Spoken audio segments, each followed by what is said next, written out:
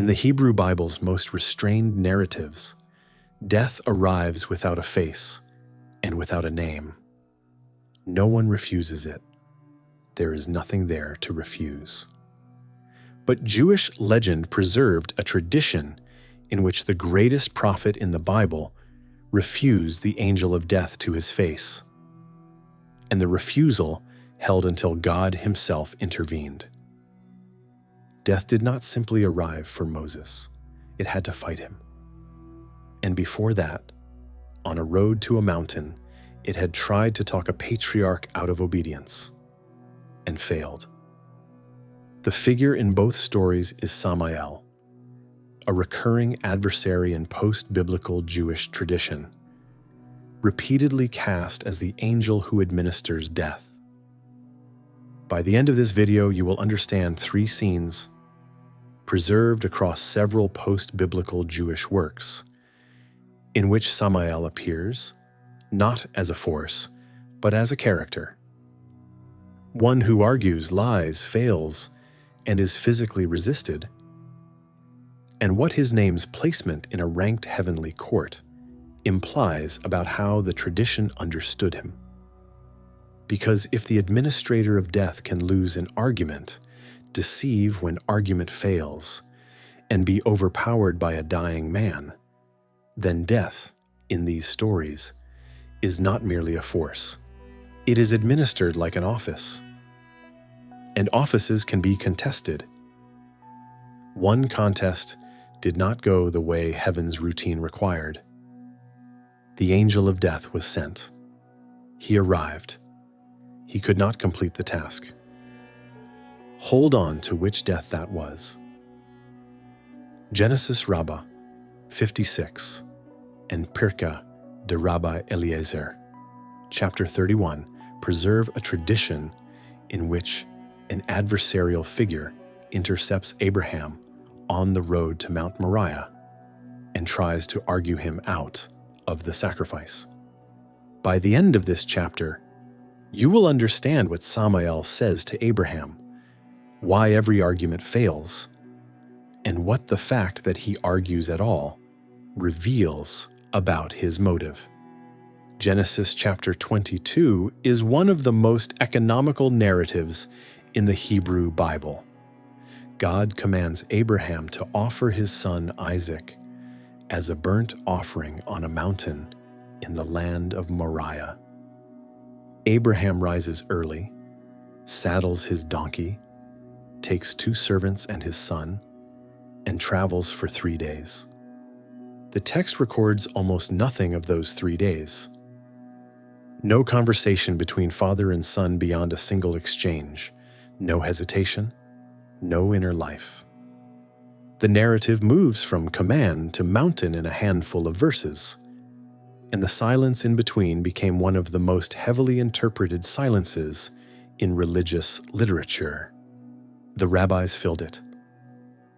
In the Midrash, the interpretive literature the rabbis built around the biblical text in the centuries after its wording was fixed, the 3 days' journey acquires a population. The road, the servants, the conversations the Bible never records. And the most consequential member of that population is the one who steps into the road. The binding of Isaac, the Akedah as the tradition names it, receives its earliest full treatment of this scene in Genesis Rabbah, a verse-by-verse commentary on Genesis compiled in the land of Israel around the 5th century of the Common Era. In its 56th chapter, as Abraham walks towards the mountain, Samael comes to meet him. And what he does is not what an adversary in this position is expected to do. He does not block the road. He does not threaten. He asks a question. "Old man," he says, "have you lost your heart? A son was given to you at 100 years, and you are going to slaughter him?" Abraham answers, "Even so." Samael presses, "If the test grows heavier still, can you bear it?" Abraham answers again, "Even so, and heavier than this." So Samael changes tactics. And the change deserves close attention, because the new argument is no longer about Isaac at all. "Tomorrow," he tells Abraham, "the very God you are obeying will call you a shedder of blood, guilty of the blood of your son." Obey this command, in other words, and the command's author will condemn you for having obeyed it. The first argument appealed to a father's compassion. This one is aimed at something deeper. Abraham's trust that the God who commands is coherent, that obedience will not be turned into an accusation. It is, in miniature, the hardest question the Accusation raises, and the Midrash puts it in the adversary's mouth. If Samael were merely cruel, he would not need to be this intelligent. Abraham answers a third time, "Even so." Having failed with the father, Samael turns to the son. "Son of an unhappy mother," he tells Isaac, "you are being led to the slaughter, and the fine garments your mother made for you will pass to Ishmael as inheritance." Isaac holds as his father held. But here, Genesis Rabbah adds one of the most psychologically exact observations in the whole of Midrashic literature. If a word does not enter wholly, it enters partially. And in the biblical text, the very next thing Isaac says to his father is this: "Behold the fire and the wood, but where is the lamb for the offering?" The Midrash reads that question as the residue of Samael's words. The doubt did not take root. But it entered, because slow down and watch what this scene actually contains. Samael sees what Abraham is going to do. He steps into the road, not to threaten him, to reason with him. And notice what the storytellers have done. Every reader of this story has wanted to say it. A merciful God does not demand a father kill his son. Someone in the story finally says it out loud, and it is the angel of death. Abraham walks past him, the angel of death arguing for mercy, and losing. Within the Midrash's own frame, this is temptation. The Accusation is a test, whose meaning depends on obedience freely given. So someone must play the opposition. But the storytellers did not hand that role to an obstacle. A storm, a flooded river, a closed pass. They handed it to a voice, gave the voice the story's hardest questions, and let it argue well. Whether Samael means the mercy or merely deploys it, the scene cannot function unless he wants an outcome. He wants Abraham to turn back, and he adjusts his approach twice when refusal comes, from compassion to trust to the son himself. A figure who wants and adapts each time he is thwarted is a figure with a stake. A second, much later, text carries the confrontation all the way to the mountain. Pirke de-Rabbi Eliezer is a composite midrashic work, commonly dated in its final redaction to the 8th or 9th century of the Common Era, though it transmits traditions that are far older, and its 31st chapter narrates the binding at length.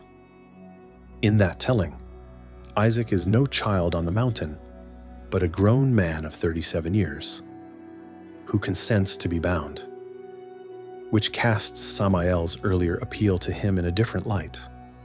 Not the tempting of a boy, but the probing of a grown man's resolve. And at the story's turning point, the ram appears. The tradition holds that this ram had been prepared for this hour since the twilight of creation, and it runs toward Abraham to be offered in Isaac's place. Samael, having lost the argument on the road, makes one final attempt at obstruction. He interferes with the ram, and it is caught in the thicket by its horns. The substitute delayed on its way to the altar. The obstruction fails, as the arguments failed. The ram is offered. Isaac lives, and Samael withdraws from the mountain with nothing. And it is worth saying plainly how strange the chapter's shape is. The figure this tradition elsewhere names as the angel of death has spent the entire episode trying to prevent an offering and lost. The Moriah road shows him pursuing a purpose of his own and failing to achieve it. Keep one thing in view as this episode moves forward. The road to Moriah is a failure, but it is the lesser of the two great failures this literature preserves under Samael's name. The larger one is still ahead. On the road, Samael argued for mercy and lost. But a figure who fails at argument does not necessarily stop. He tries a different approach. Pirke, de-Rabbi Eliezer, chapter 32 preserves a tradition in which Samael, having failed to prevent the binding of Isaac, goes to Sarah with false news of what happened on the mountain. By the end of this chapter, you will understand what the tradition says he told her, how the surviving versions differ, and why her death became attached to his name. Start with a seam in the biblical text itself. Genesis 22 ends with the test passed. Isaac is spared, the ram is offered, and Abraham returns to Beersheba. Genesis 23 opens with a death notice. Sarah's life was 127 years, and Sarah died in Kiriath Arba. The Bible never connects the two events. It offers no cause of death, no scene, no final words, only mourning. The episodes are simply adjacent. For the rabbis, adjacency in Scripture was never an accident. It rests on a conviction that governs the whole Midrashic enterprise. A text authored by God wastes nothing, including its arrangement. Reading meaning out of the placement of passages was not a trick invented for this story. It was a standard instrument of the interpreter's craft, applied across the whole of Scripture. If the death of Sarah stands immediately after the binding of Isaac, then the death must be read through the binding. And so the Midrash asked the question the Bible declines to answer. What killed Sarah? The answer it gives runs through the mountain. And in the version preserved in Pirke, de-Rabbi Eliezer, it runs through Samael. In chapter 32 of that work, Samael goes to Sarah and asks whether she has heard what has happened in the world. She has not. And so he tells her, "Your husband has taken your son Isaac and slaughtered him and offered him as a burnt offering on the altar. It is a lie. Isaac is alive. The entire meaning of the mountain is that Isaac lived." But Sarah does not know that. The text describes her weeping and crying out in wails. Wails the tradition associates with the broken blasts of the shofar, the ram's horn, and then her soul departs. She dies of the news. When Abraham returns from the mountain where a death was prevented, he returns to a death.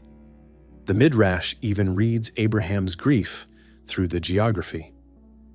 Genesis says that Abraham came to mourn for Sarah, and the interpreters ask the question the verb invites, came from where? From Mount Moriah, the tradition answers. He walked home from the altar where his son was spared, into the mourning tent of the wife who had been told he was not.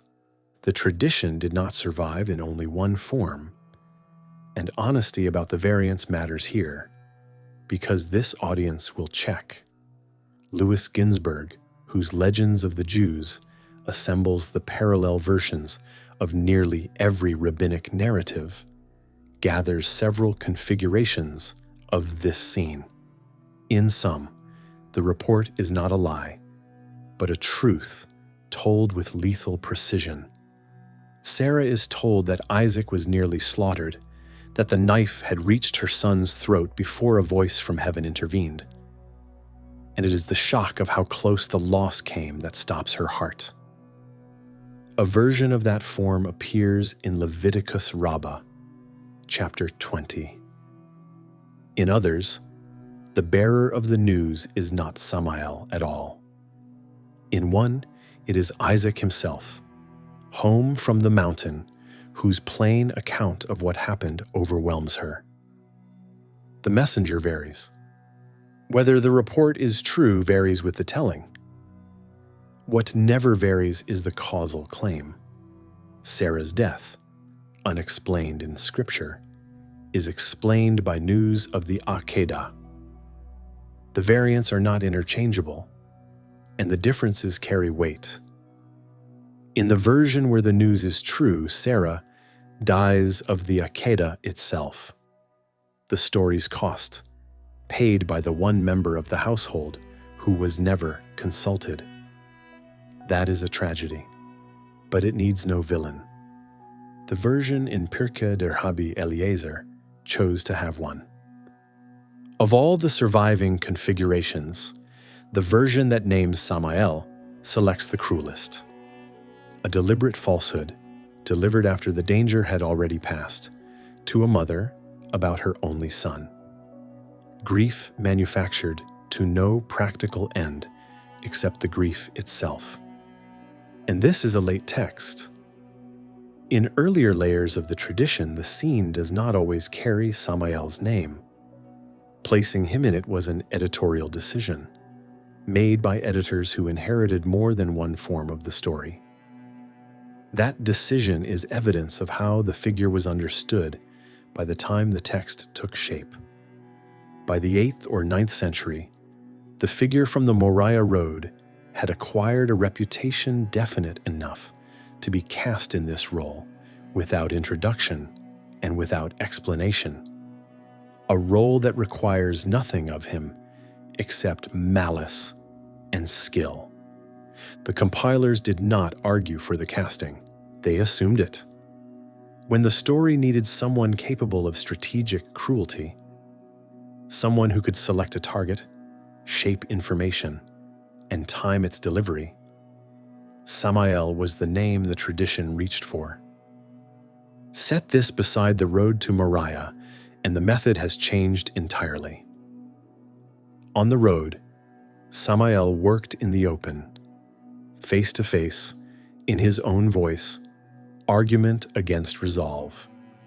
Here he works through information, shaped, timed, and false.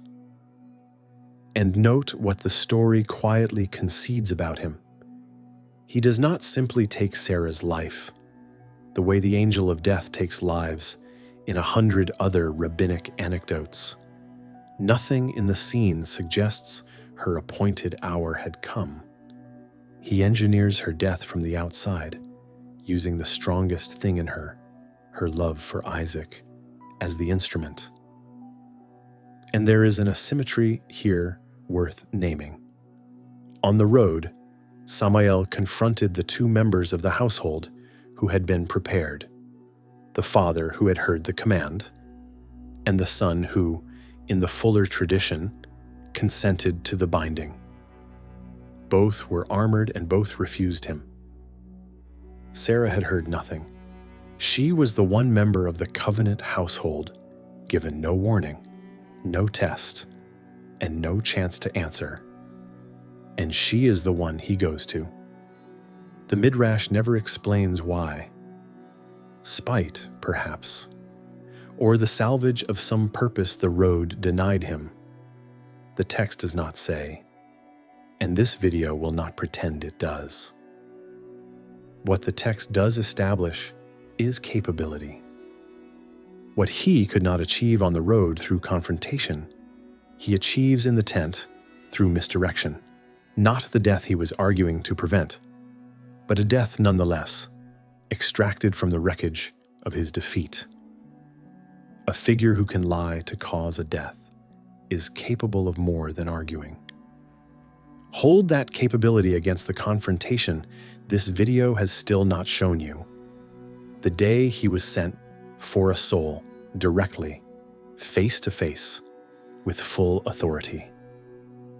A figure who argues, fails, lies, and kills through misdirection is no longer functioning as an interchangeable abstraction.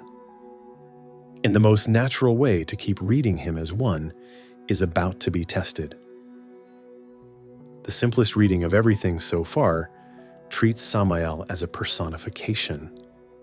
Death, given a name and a speaking part, a storyteller's convenience rather than a distinct figure. By the end of this chapter, you will understand that reading at its strongest, what it genuinely explains, and the precise point at which it stops being enough. The reading deserves to be stated at full strength, because it is not a lazy reading. It is the default position of a great deal of serious scholarship, and there are good reasons for it. Ancient literatures personify death as a matter of course. Greek poetry gives the role to Thanatos. Canaanite myth gives it to Mot. The Hebrew Bible itself can speak of death as a swallower, a shepherd, a reaper gathering sheaves. And rabbinic literature personifies with particular freedom. In the Midrash, the attribute of justice and the attribute of mercy argue before God, like advocates at court. The Torah speaks and petitions. The sea protests its orders. In a literature like that, a named angel of death is unsurprising, and nothing about the name requires a theology. Elsewhere in rabbinic anecdote, after all, the angel of death appears namelessly and almost mechanically. A functionary glimpsed at the foot of a sickbed, sword drawn, waiting. A figure who can be delayed by study and admitted by a moment's distraction. Routine appearances, interchangeable functions. And be careful with the obvious objection here, because it is weaker than it sounds. A personification is precisely an abstraction handled as a character. The moment a storyteller personifies death, death can speak, want, scheme, hold rank, and lose. Motive and defeat do not disprove personification. They are what personification is for. Nothing in the last 2 chapters lies beyond the reach of a good storyteller working with a walking, talking image of death. If this video told you otherwise, it would be arguing dishonestly. On this reading, then, Samael is simply what the concept of death is called when a story needs it on stage. The arguments on the Moriah road dramatize the difficulty of Abraham's test. The report to Sarah is a story built to explain a death scripture leaves unexplained. The figure is a tool, a placeholder for the concept, elaborated scene by scene, owed no consistency from one text to the next, and the fluidity of the traditions seems to seal it. The same roles are played in parallel versions by Samael, by an unnamed adversary by no one at all. Titles and functions migrate between texts and across centuries. Gershom Scholem, whose scholarship effectively founded the modern academic study of Jewish mysticism and its demonology, treated the Samael material as exactly this kind of composite. A name that accumulated roles and identities over many centuries, rather than a stable figure with a fixed profile. The reading has economy on its side, too. It multiplies no entities, requires no doctrine of angels, and asks of the texts only that they be what they visibly are, stories. So the comfortable conclusion writes itself. Samael is a name, not a someone. Case closed. But watch closely, because the case closes on the wrong question. The question was never whether these stories use personification. Of course they do. The question is whether personification is all they are doing, whether the name stays generic, a mask any story can borrow, or whether something more particular is assembling behind it. And on that question, the stories themselves push back in 3 ways. First, this death has a face that stays the same. A generic image of death can be swapped out of a scene without loss. And in the earlier versions, it often is. An unnamed adversary here, no adversary at all there. But follow the direction of travel. As the tradition develops, the roles keep landing on one name. The arguer on the road, the liar in the tent. Later, tellers gathered these under Samael, and as the last chapter showed, could cast him without introduction, confident the audience knew who had arrived. Shulam's fluidity is real, and roles do migrate. But watch where they migrate to. The name is becoming the fixed point. Second, this death has a manner. Across 2 scenes now, the figure has shown one recognizable style. He probes, he adapts, he works on the particular person in front of him. When open argument fails, he does not repeat it, he reroutes. A borrowed mask owes no consistency between stories.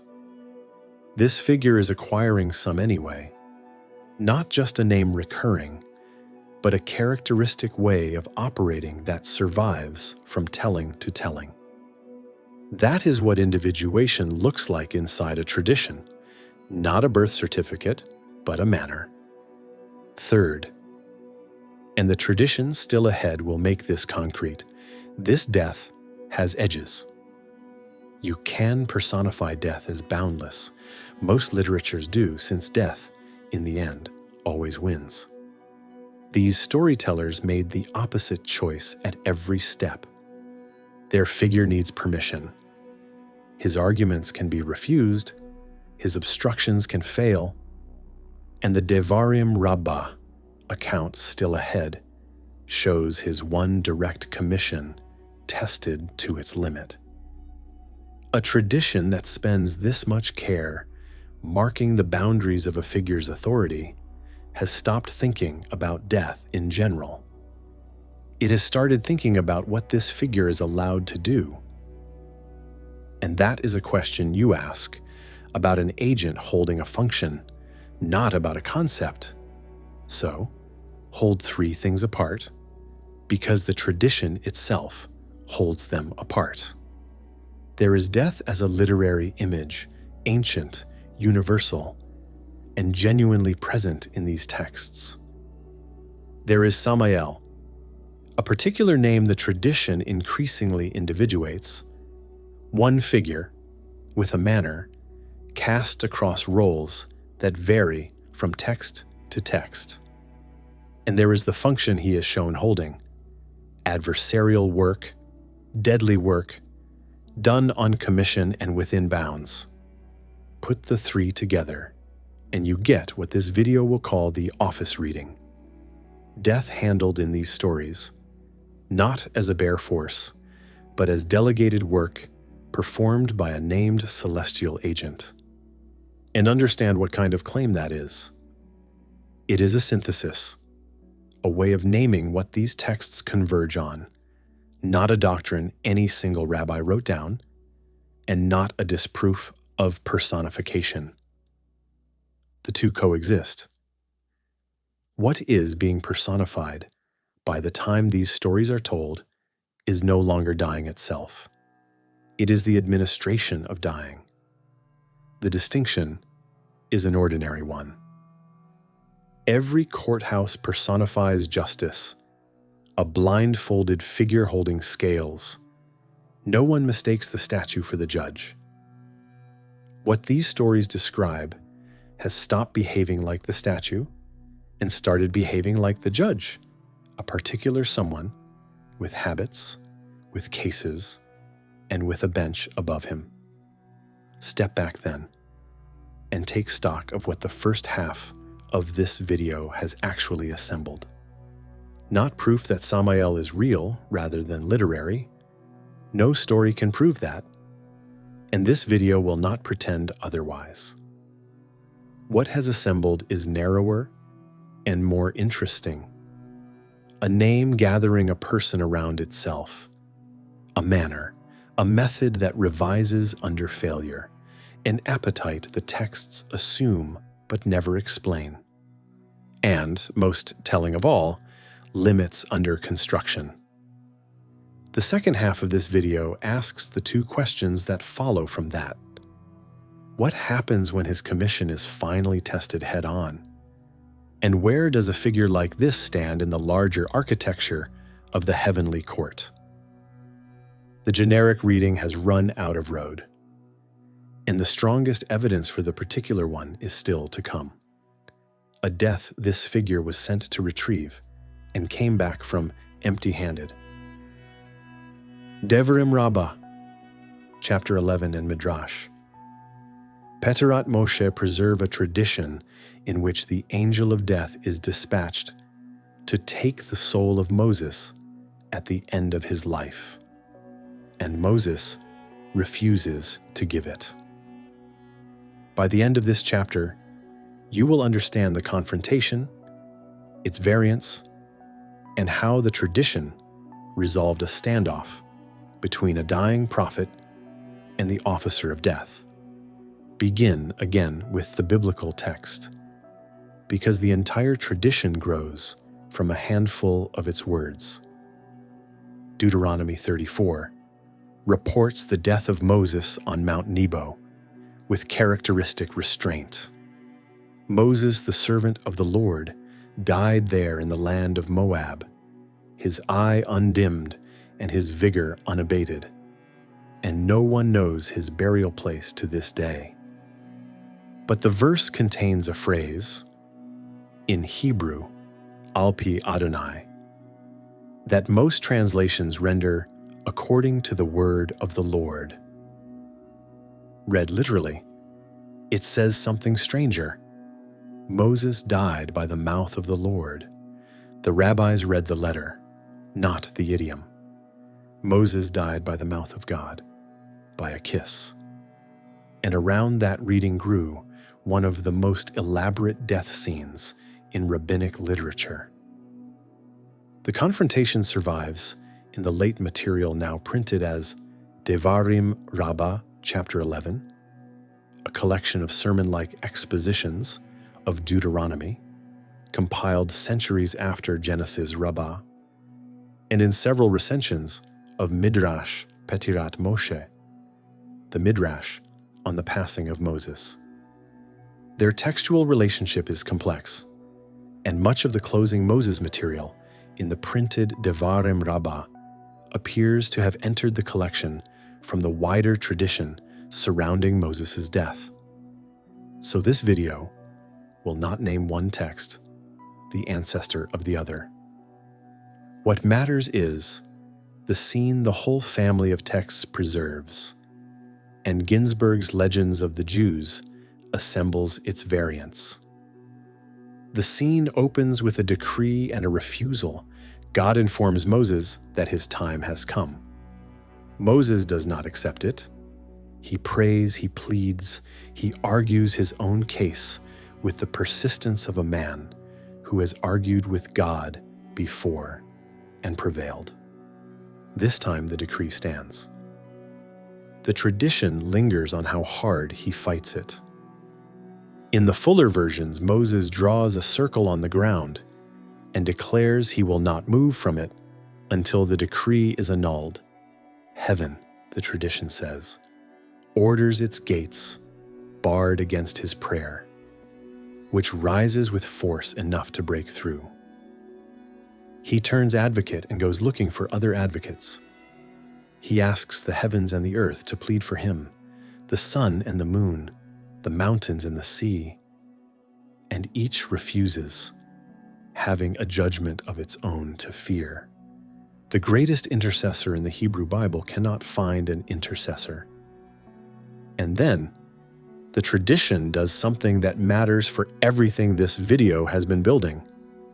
It shows the commission being offered and declined down a chain of rank. God summons Gabriel. Go, bring me the soul of Moses. Gabriel refuses the errand. How can I watch the death of one who outweighs 600,000? He summons Michael, and Michael refuses in turn. I was his teacher and he my pupil. I cannot. The two highest princes of the heavenly court each decline to collect this soul. And waiting past them, the Midrash says, is Samael, introduced in the text as Samael the wicked, chief of the adversarial angels, who has been watching for the moment of Moses' death with open appetite, asking when it will come. He does not have to be persuaded. The eagerness matters. The story treats the ordinary run of dying as his routine work, souls handed over without ceremony, day after day. This one he wants. Permission is given. Go and bring the soul of Moses. The text pauses on the preparation. Samael girds on his sword, wraps himself in cruelty, the Midrash's own image, and goes out to the mountain.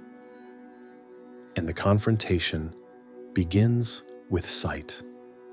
He finds Moses writing the ineffable name of God, the light of his face, like the light of the sun. The officer of death stops where he stands. The texts do not let his fear stay abstract. Trembling takes hold of him, and pain, the tradition says, like the pain of a woman in labor. In this version, he cannot bring himself to speak until Moses addresses him first. What are you doing here? I have come to take your soul. And Moses refuses, not with a plea, but with a denial of standing. He answers with his record, I am the son of Amram, who spoke with God face to face. These hands received the Torah from his hand. This mouth has not tasted what other mouths taste since I stood on Sinai. You have no claim here. Go. And Samael goes. He returns to the throne of God, and he returns with nothing. The Midrash does not soften what this means. The angel of death was sent for a soul, confronted the man alive, and came back without him. Rabbinic tradition allows that a rare few stood beyond the angel of death's reach. What it preserves nowhere else on this scale is the scene itself.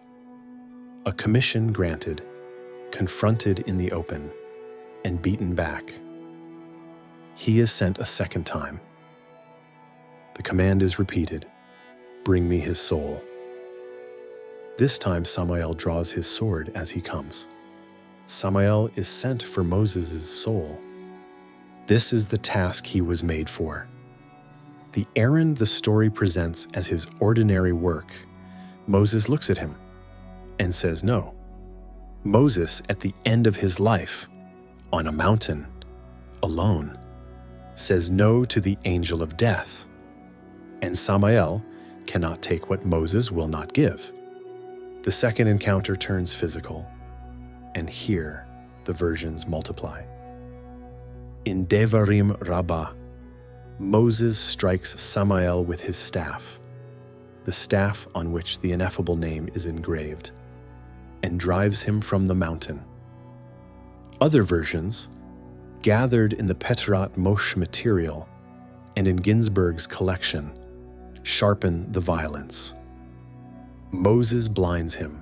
Moses strips from him his crown of radiance. Samael flees wounded, and the wound stays. The tradition varies on the form of the resistance, and this video will not pick a winner among the variants. It does not need to, because no version varies on the outcome. The angel of death retreats from a dying man, and the soul he was twice sent to collect remains exactly where it was. Then the tradition does something careful, and the care is the theology. The standoff is not resolved by Samael prevailing, and it is not resolved by Moses escaping death. Moses dies. The mountain, the valley, the unknown grave all stand exactly where Deuteronomy left them. It is resolved by God stepping past his own officer. A voice from heaven declares that the moment has arrived. In the fuller versions, the angels of the presence descend and arrange the scene around the dying man. And the last resistance comes from inside him. Moses' soul pleads to stay, arguing that no purer body will ever be offered her.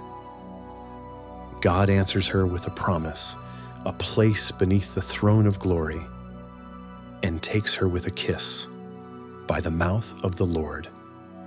The exegesis closes its own circle. The strange literal phrase in Deuteronomy becomes the proof text for a death no angel administered. And the tradition keeps even the burial in the same hands. No angel digs that grave. Scripture's own words, "He buried him in the valley," are read with God as the subject, and the place is kept from everyone, Samael included. Read as a claim about Samael, the story draws a boundary line and draws it deliberately. His office is real. He is sent twice with explicit authority, and the sending presumes the office. The errand had already been offered up the hierarchy and refused. But the office has limits. He cannot compel Moses' soul against Moses' refusal.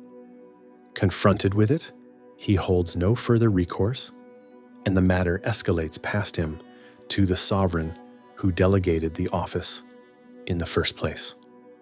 That is the point these preachers were making. Death's authority is delegated, never autonomous, and what God delegates, God retains. And it is a point about God's sovereignty and Moses' singularity long before it is a point about Samael. But it is built on an assumption the storytellers never question, that the angel of death is the kind of being whose commission can be tested, resisted, and found insufficient. The death that did not go as planned is this tradition's clearest statement that Samael's power has a shape and edges. The angel of death returned without the soul he was sent for. A figure capable of that much specific narrative action, argument, deception, dispatch, defeat, does not float free of the heavenly order.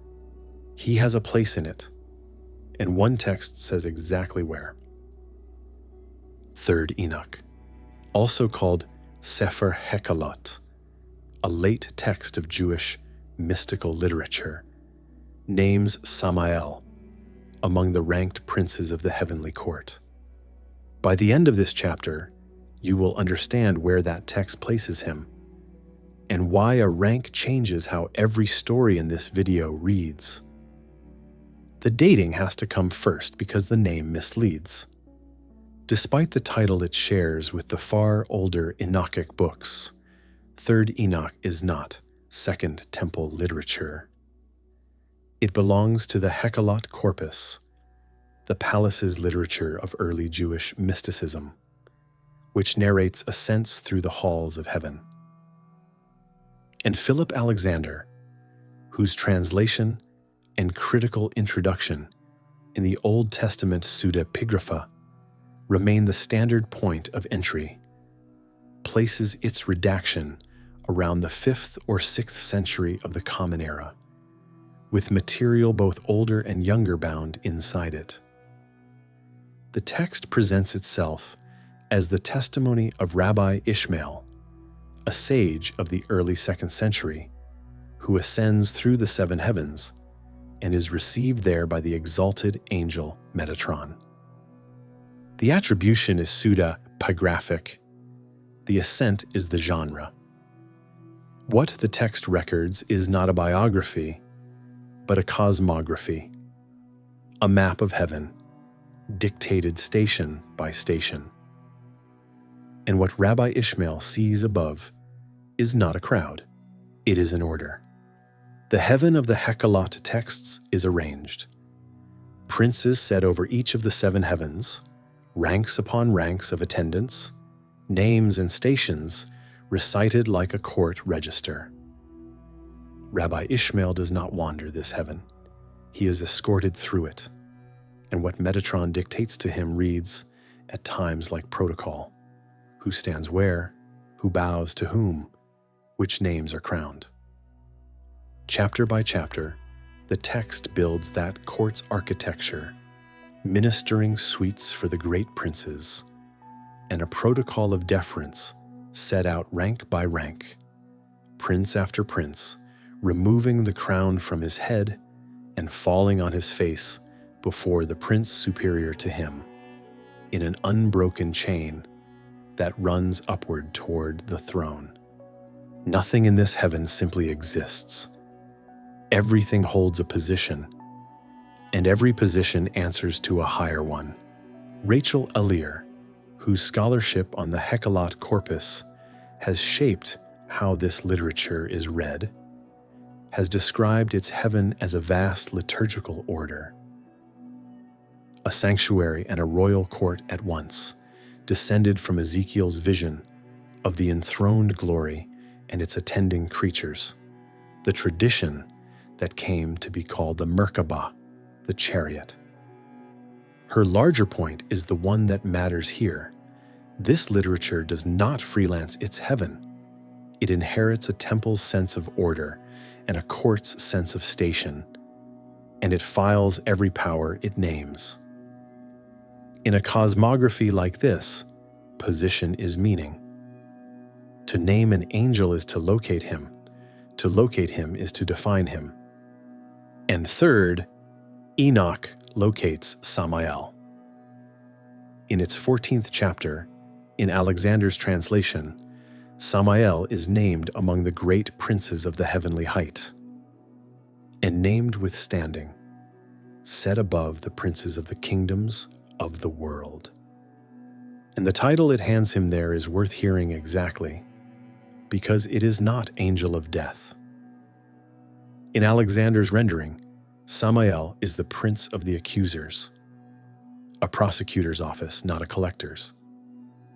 And the same vision shows him deferring, like every prince in this heaven, to the authority above him.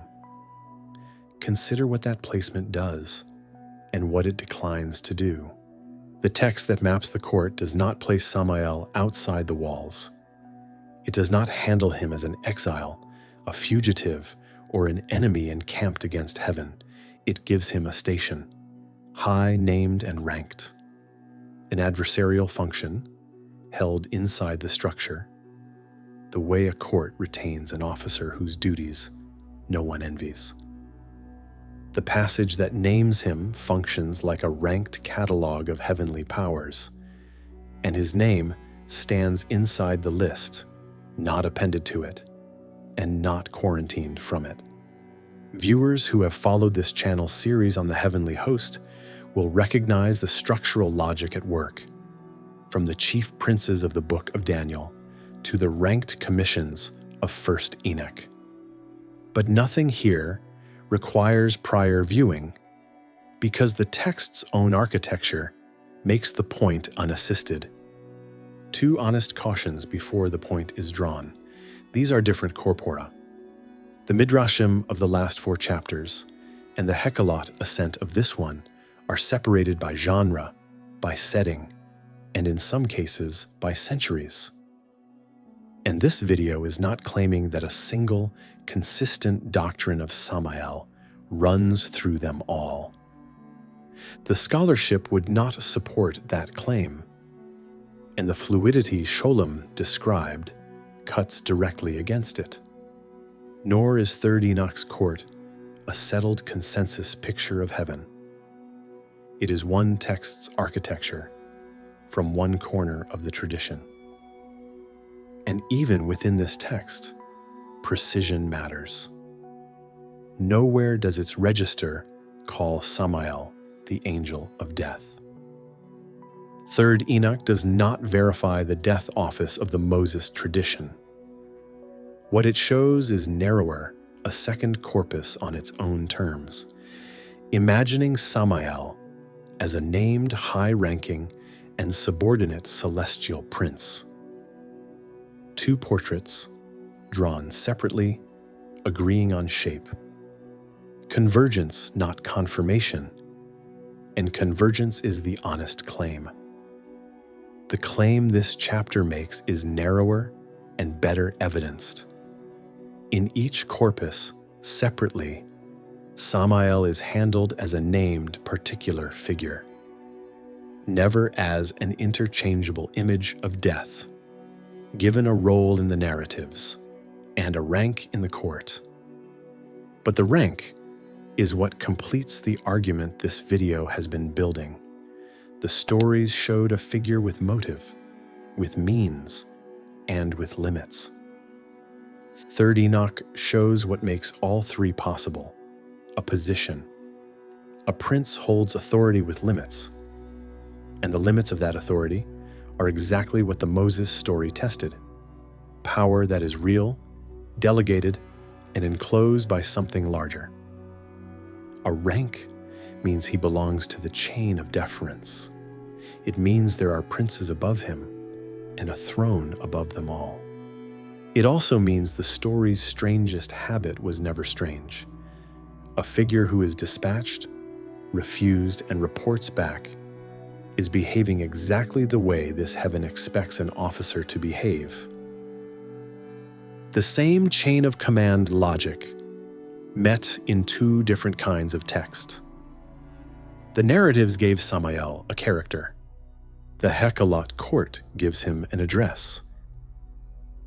Now, put the 4 scenes side by side, not to retell them, but to compare them, because the comparison is the argument this video has been building toward. 4 scenes, 1 figure. Watch what stays constant, and watch what never works twice. On the road to Moriah, persuasion.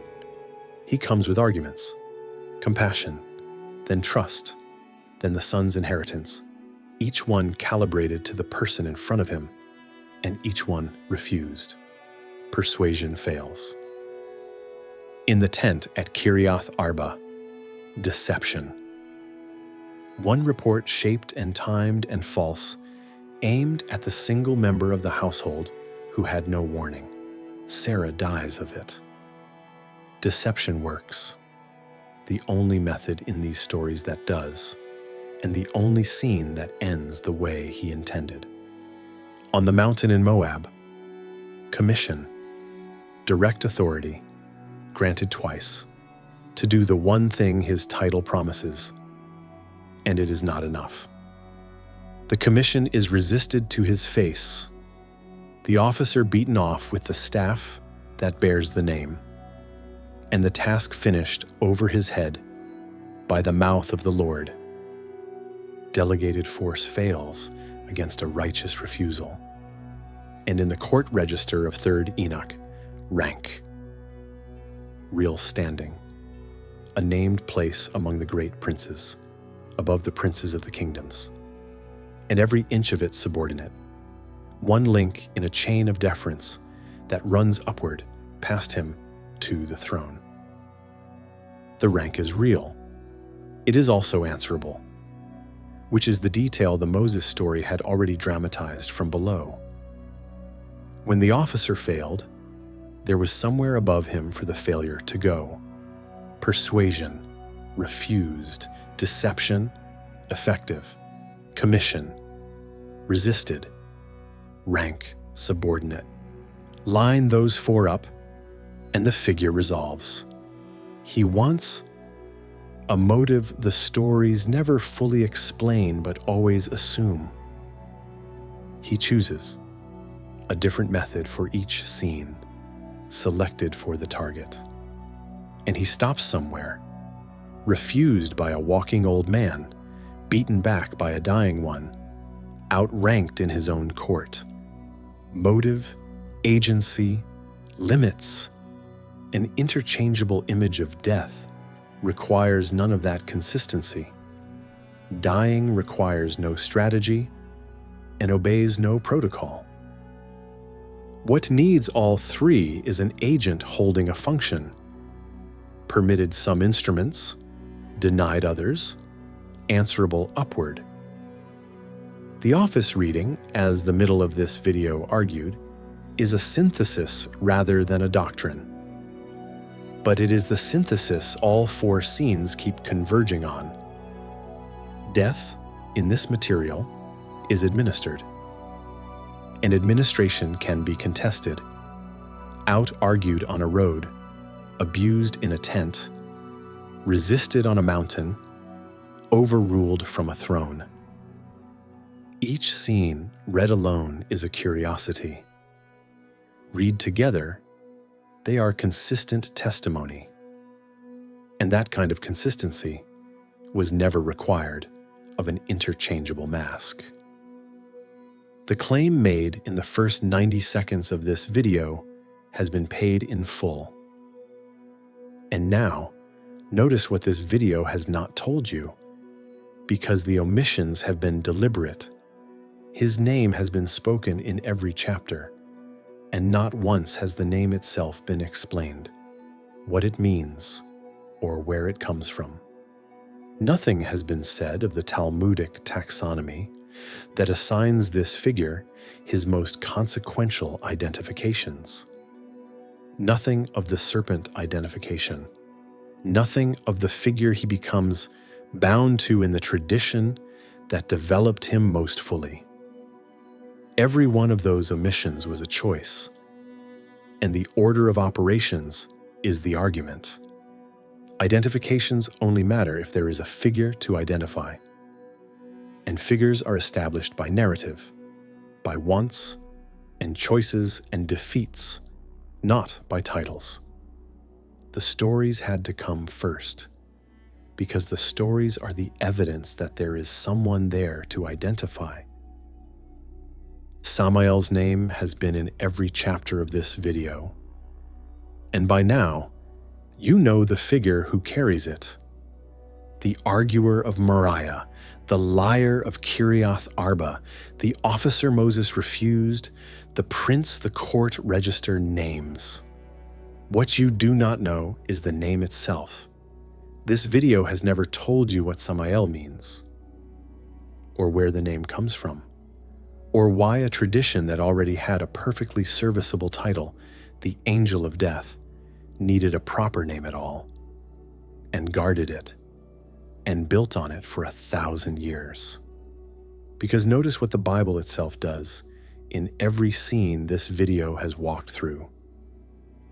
On the road to Moriah, the biblical text names no adversary. At Sarah's death, it names no cause. On Mount Nebo, it names no agent, only a mouth, read out of 4 Hebrew words. Scripture leaves a figure-shaped silence at each of these deaths, and it was the later tradition that wrote a name into all 3. That is the strange part. Of all the names it could have written, it kept writing this one. And it has not told you who. In the tradition, that developed this figure most fully, he became bound to. That is where the next episode begins. Not with the stories, with the system behind them. The name first, what it says, and what it conceals. Then the identifications, the tradition attached to it, one by one, each stranger and more consequential than the last. The stories told you who he is. The system will tell you what he is.